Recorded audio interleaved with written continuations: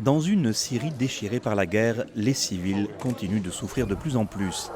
Le secrétaire général adjoint aux affaires humanitaires, Stephen O'Brien, a déclaré au Conseil de sécurité que la hausse préoccupante des violences en octobre s'est traduite par des massacres à grande échelle, de nombreux blessés et des déplacements, surtout dans le nord. La situation en Syrie a empiré depuis le début de l'année. Nous estimons maintenant que 13,5 millions de personnes ont besoin de protection et d'assistance humanitaire dans l'ensemble du pays, soit une augmentation d'environ 1,2 million de personnes, et ce, en seulement 10 mois. Plus de 6 millions de personnes dans le besoin sont des enfants.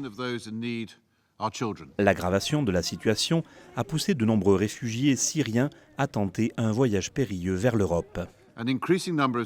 Un nombre croissant de Syriens fuyant la guerre et la violence sont prêts à tout risquer à bord de bateaux et d'embarcations de fortune pour rejoindre l'Europe. Plus de 50% des 680 000 personnes arrivées en Europe par la Méditerranée en 2015 sont syriennes.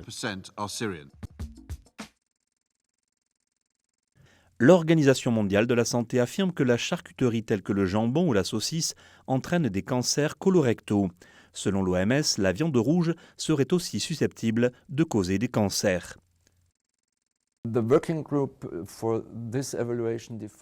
Selon les experts, la viande rouge comprend tous les types de viande issues des tissus musculaires de mammifères comme le bœuf, le veau, le porc, l'agneau, le mouton, le cheval et la chèvre. Les produits carnés transformés regroupent les viandes soumises à la salaison, maturation, fermentation, fumaison ou autres.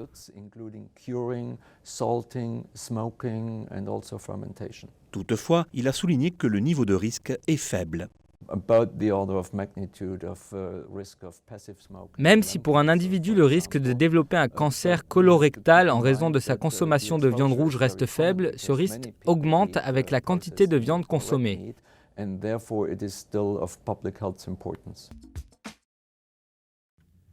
La persistance des violences au Yémen continue de faire payer un lourd tribut aux civils innocents.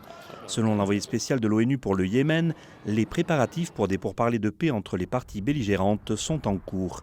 Ismail Ould Cheikh Ahmed souligne que les négociations sont le seul moyen de rendre espoir à la population yéménite et de mettre fin à leurs souffrances.